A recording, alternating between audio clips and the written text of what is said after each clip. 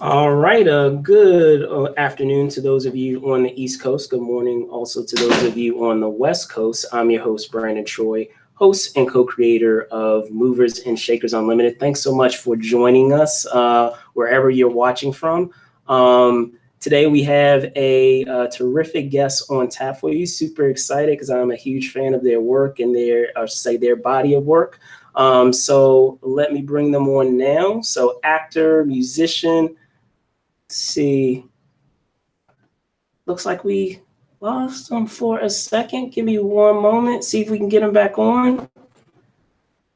But yes, today, this afternoon, this morning, as I said, wherever you're watching from, we do have Courtney Gains. So let me get him on. Okay, here we go. Just had him. Hello, Hey. sir. How you doing? Good. We're having crazy technical difficulties, but we're trying to make it work. It's all good. We're making it work, right? So first and foremost, thanks so much for hopping on the show. The past year and a half, I guess, is an understatement. Has been quite a 18 months. So talk to me. How are you doing? Oh, thanks for asking. I'm good. But yeah, it's been a crazy time for all, and makes you certainly reflect on one's life and one's mortality and what one wants to create. So I think that's what really got me off my butt to start really doing my music. For sure, for sure. And with that being said, just talking about, I was commenting on, being a huge fan of your body of work in terms of everything that you've done thus far, in your career. And it's always interesting to get some insight into why certain projects were selected for whatever reason, and what decision process came into that. I hear all types of things. Sometimes folks say, well, it's just a matter of circumstance, and the role was there. But in other cases, maybe something serendipitous happened that the opportunity presented itself to you. So with that being said, considering all the films, and I mean I can go from Children of the Corn, I can go to Back like all these iconic films. What would you say it is about those films that draw you, or in terms of those roles that you were afforded the opportunity to play? Yeah, it's actually really hard to get acting jobs. Period. Unless you've Yeah, gotten to the point where you're an A-list actor and you have a stack of scripts you have to read and you choose. The rest of us, we're hitting the bricks, every day, auditioning and reading scripts and taking meetings and looking for work. And so it's not that I've been, picky or choosy. It's been I've taken as much work as I could get to be able to sustain myself as an actor. To be honest, for the most part, unless it's absolutely. something I just completely can't agree with in any way, I'm looking to work. But if we go all the way back to the '80s, like we were talking about, it was Children of the Corn was my first big break. So I was looking for a big break any way I could get it. And I had been, studying in workshops, professional workshops for like 5 years, and I knew that, and I had just turned 18, and the whole thing back then was to be 18 and look 15. So you had the emancipation laws; you could work a full 8 hours, and so it was kind of timing with good training, looking right, and 18 teen cinema blowing up. So as soon as I turned 18, I just worked nonstop for like 6 years and really built my resume. And my only goal at that time was, especially after Malachi and having, Charlie Corn and having that have such a big splash and getting recognized in the street and literally children crying to their mothers when they'd see me, things I had not expected. Right, right. What I decided my personal goal was to just not do the same thing twice. And I think I was able to accomplish that in my '80s run. I was able to act in many different genres and did very different characters. And the industry tends to want to do whatever they saw last. And the Typecast you. perfect example is I was getting Colors, and Colors was a big film, and I was glad to be part of it. But literally, my Yeah. next 3 or 4 auditions after that were for gangbangers. That just shows you how sort of Uh, whatever they see last yeah. is what they see. Yeah, for sure. For sure. So with that being, said, as you said, it's the industry is such a hard one to create a career path for yourself and to, have that longevity, which, as I said, in terms of the body of work that you have, you continue to have, longevity in your career. So would you say that would be some, advice that you would give to actors now? Because I feel like these days, like for actors, there's so many more avenues to reach the same destination. Before, maybe maybe a generation ago, even I want to say even a decade ago, you would go that standard route of, you would do your undergrad degree, you perhaps would do a master's degree, and then while you're doing your master's degree, maybe you're doing a show, or you're participating in some, you're in some form of educational institution of education. And these days, like now that you have content creators and you have all these other avenues, YouTube, all these other platforms that are available, that sometimes in some cases you have folks that kind of forego that, and they're able to still kind of make their mark. So would you say that you would still stick by that typical, or that expected route, or now that we have all those other avenues, that you have like a different perspective or mindset? Yeah, well, first off, I think there is never any right way, right? You have to figure out what is the quote unquote the right way for you. I mean, if you ask producers how Yeah. to produce, every producer will give you a different answer, right? It's like there's Right. no exact science to this game. Um, so so I think if you can get into a big school, that's like you can get a really good dramatic education, like a RADA or something.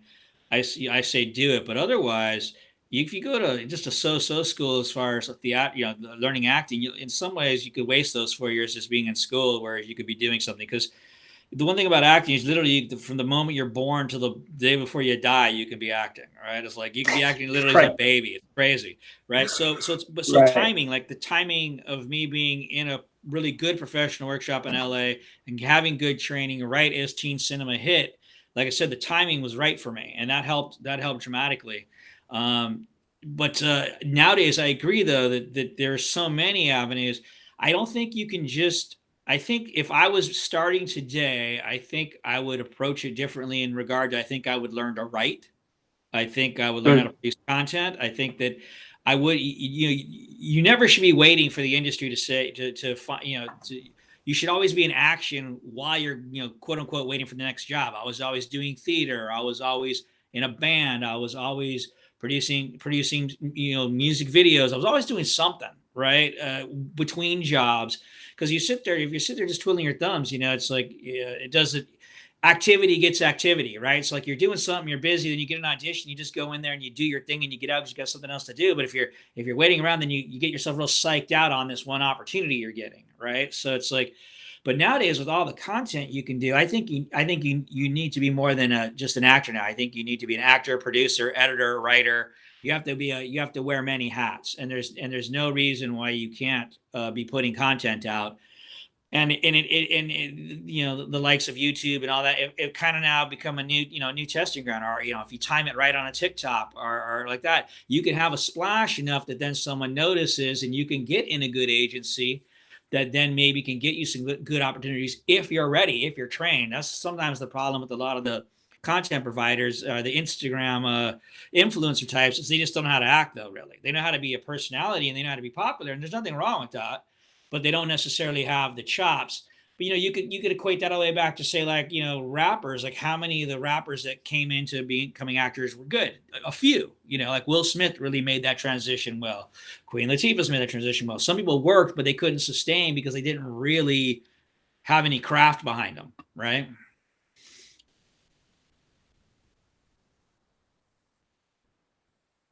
I can't hear you. Are you talking? I can't hear you all of a sudden. I can't hear you. I don't know why. Are you frozen? I see you smiling, but I don't see anything coming out of your mouth. So yeah, so I'll just keep talking until I hear you, I guess.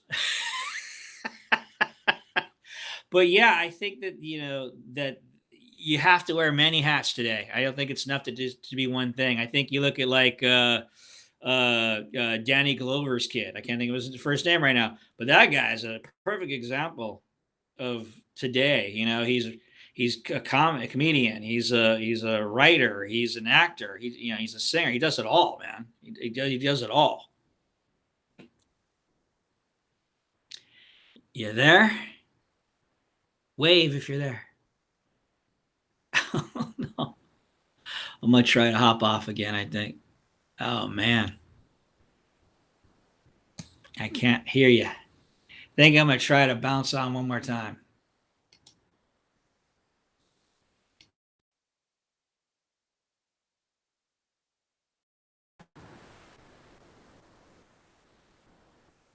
Host has joined the broadcast. How are we All doing right, now? Courtney, can you hear me now? I can hear you now. Yeah, can you hear me? Better. Yeah, All right, but now just lost your video, friend. really? Oh man, Yeah, we're having hold on. trouble today.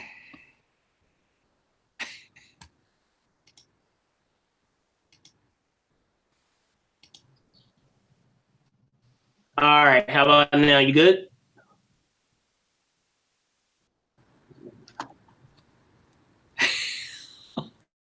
Man. Oh man.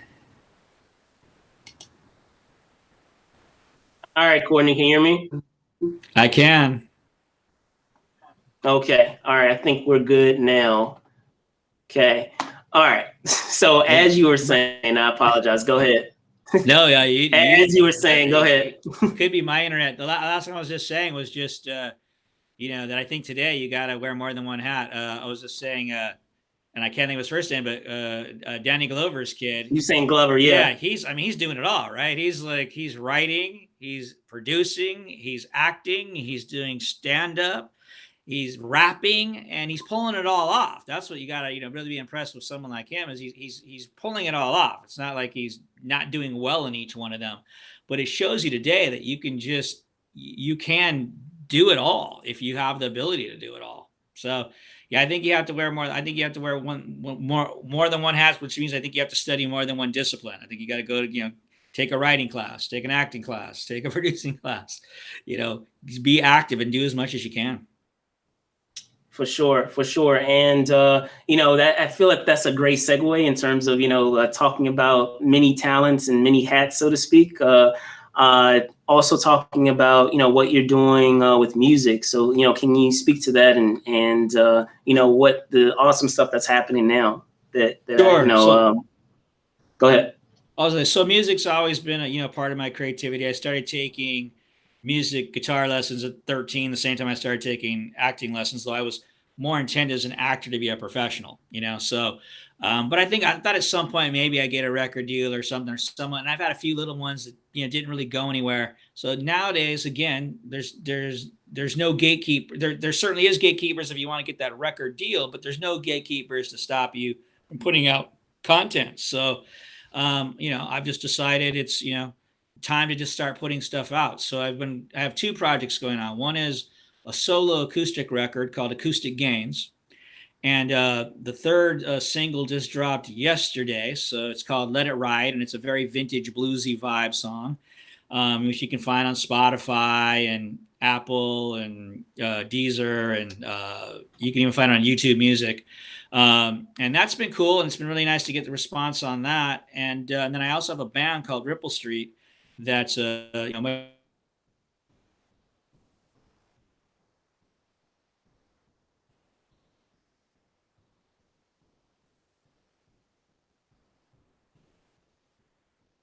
Oh, 1 second, guys. Looks like Courtney froze on us again. it's nice to be able to create on different levels. But so we've been putting out singles this year and putting out music videos, so you can find stuff on YouTube and the like. But just like I said, we were talking about the pandemic thing. It was like it made me think like, hey, who knows how long you're going to be here? Like, what is it you haven't done? I've been talking about doing an acoustic record for a while. I was like, time to get off my butt. And I also just had time enough on my hands to do research and started realizing you can put a home studio together to just do tracking pretty cheap nowadays. They have these little audio boxes you plug into your computer. It gives you a thing to do tracking, and you just need a couple condenser mics. So it was like I was like, I have no excuses now. It's not like I have to go pay for a lot of money to be in the studio to track. I can do this, and that's really just what got the ball rolling. And so here we Cool. Yeah. are, putting music out No. now. Put my butt on the line, and hopefully somebody, if anybody likes even one song enough to put on their Spotify playlist, I think that's great. Awesome stuff. Awesome stuff. No, I know I absolutely agree with you. Like, I feel like this, of course, what's happened in the past year and a half has been, for many of those out there, has been, very, troublesome and has really been a trial for them. But I would say, in thinking of it with the glass half full, as you were saying, it's forced a lot of people to reassess. I feel, what to value, and then also, it's also, for a lot of creatives out there, if there's something that you kind of held off, it forces you to, basically, it forces you to basically reassess whether or not, what things you're going to do, and what things maybe you put off. So Exactly what um, happened to me. It's exactly what happened to me. So So, but with all that, being said too, with what we're seeing with many, of films these days, and even, a lot of those films, as I said, that you've been a part of, that have continued to go on. What has it been like as well now in this day and age? Because these days, and not to say that it didn't happen, decades ago, but I feel like it's even become more common is what you have with pop culture conventions and fan conventions. And I feel like many of the projects that you've been a part of, are privy to that, of course. So with that in mind, what has it been like to see a lot more of those pop up, and those, having, again, talking about those avenues that you can have as a creative, and to continue to see fans, or be able to interact with fans. What has that been like to have more of those, and to have more of those opportunities to do that? well, when I started doing conventions, I guess, God, it's hard to believe now, 15 years ago, but I avoided it for a long time just because I saw it as like the graveyard, But then I got approached Yeah. of somebody I knew who was doing it, who had a manager who said, look, try. I said, okay, I'll do one. And I ended up enjoying it. Number one, like horror conventions, nobody is so big in a horror convention that they, you know what I mean? Like it's kind of blue collar, right? Like no one's like this A-list person, and if they do act like that, it kind of like they look foolish. So it's good, and then the fans, meeting the fans was good for me because I don't really think I realized the impact a lot of the films I had done. Like for example, I didn't know The Burbs had a huge cult following. Yeah. I did Yeah. not know, Yeah. because Yeah. it wasn't really internet then, it was just kind of starting up. So I didn't realize the level of diehard Burbs fans that are out there, for example. So it's been really good for me to get feedback. And I also, it lightened me up, because whatever I felt about having been most famous for a horror film, I realize now that horror fans are, they enjoy horror in a very sort of tongue in cheek type of way. It's like an enjoyment to them in a way that's almost, they laugh, So it's Yeah. just it's just been good to put all that in perspective, to get their point of view on it and not mine. So it lightened me up a lot. But it also has given people some access to me to approach me about projects. So sometimes work has come from it as well too. And the one side is there's so much more content now, so it's impossible to see it all. But the other side is because of the technology, it's easier to make projects. You can have a really lean and mean crew now, 6, 8 people, and make a movie where, before you needed, 25, 30 or whatever, So um, independent film is always going to be, a form of lifeblood in the film industry.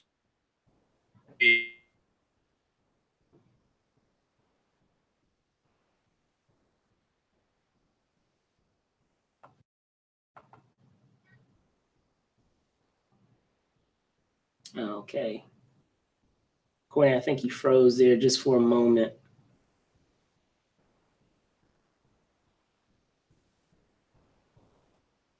All right, 1 second, guys. I know Courtney was telling me that his Wi-Fi was slightly spotty, so you just popped back. You froze for a second. I apologize. What did you just comment on just now? Because you literally just came back.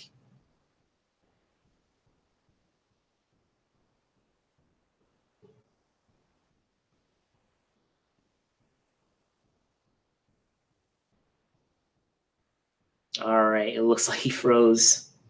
Hello, Courtney?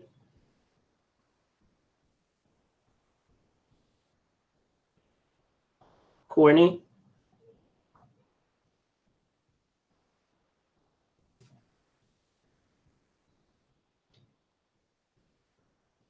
Courtney, go ahead.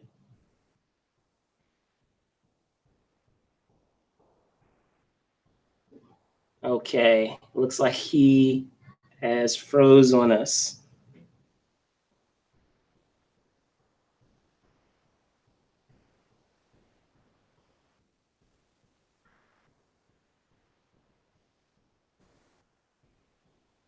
All right, 1 second, guys. See if we can get this up and running.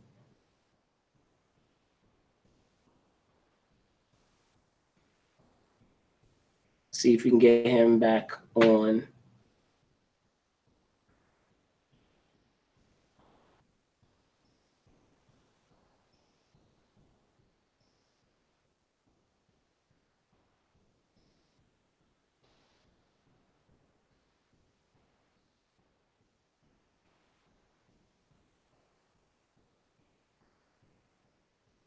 All right, there he is. See if we can get it back on. All right, here. Yep. So you froze there for a second, man. I have to keep reloading and starting over. I apologize. I think the technical difficulties are on my side. I'm in the southeast, and we've had some really the storms have been coming, so we've had some bad weather. So I think all that's good, what's man. going Go on. for it. Go for it. Go ahead. Well, as I was saying, was just that there's you can make a movie. It doesn't cost as much as it used to. Obviously, you can shoot. You're shooting video. You can get 4K, 5K. You can do it with very small crews and things like that. So you can do independent filmmaking now on a level you couldn't before. Where I think things get lost is people don't understand the value of things like, say, production design, which is where big movies and stuff where you really see the money spent. Sure. If you don't have those things, everything around you matters, but including wardrobe and everything else. But production design, people, they throw that one to the wayside a lot in low budget films. Yeah, there's if you can come up with a brilliant idea and you can pull it off, you can still get yourself out there and you can be seen. So I've done a lot of I do a lot of independent film. When I'm not doing big projects, I'm getting approached to do indies, and consequently, with COVID slowing everything down, all of a sudden I have this backlog of movies coming out right now. So I don't know if we want to talk about those real quick. Yeah, go for it. The first one is a movie called Queen Bees, just came out a couple weeks ago, and it's about people living in a retirement home, and it's got dealing with it's like high school for retired people. But I only have a small cameo in it, but I got to work with Ellen Bernstein, Jane Curtin, Anne Margaret, and Loretta Devine. And that was a great experience to work with all those iconic actresses. So I really enjoyed the day I got to spend with them. But so that's out now. Another horror movie I did called Await the Dawn just came out on Amazon Prime, which none of us knew was coming out. It was a big surprise. It's got myself, Vernon Wells, Dee Wallace, and so that's on Amazon Prime. And I have a movie coming out July 13th called River. That is a perfect example of a very low budget independent film. But the director, Emily Skye, she's also the DP, knew what she was doing. Her and her crew have worked together a lot before. It's only a 5-person movie, and it's considered sci-fi, but it's kind of like sci-fi thriller but not like a lot of CGI. But it got picked up and out within less than a year, and for a independent film, that's remarkable. So Gravitas Ventures picked it up. It's coming out on VOD on the 13th. So I'm looking forward to that. And then I have another movie I did over 2 years ago called Charming the Hearts of Men. That's a movie set in the 50s about the woman who had a hand in getting the word woman put in the Civil Rights Bill. You still there? You still there? Okay. Yep, I'm still here. Go ahead. It's about a movie about this woman who had a hand putting the word woman in the Civil Rights Bill, and it's all set in the 50s. And I play the owner of the diner where she works, and so that's coming out August 13th. So all of a sudden, it's like all these movies been 2 years ago. Where are they? Just boom, boom, boom, boom, boom. Absolutely, absolutely. So with that being said, Courtney, thank you so much for hopping on. I really do appreciate it. Even despite, I know we were having a little bit of technical difficulties. I know it's a lot, like as you said on that end, that is happening. That may be getting in the way of that, but I'm glad we were still able to make it work. Before I let you go, can you tell folks where they can Sure, find yeah. you? So you can find me on Facebook and Instagram under my name, and you'll know it's me on my Facebook because I have all the current stuff on there. Awesome stuff. Well, there you guys have it. Thank you guys so much for watching. Be safe out there, and see you soon. Thank you. Bye.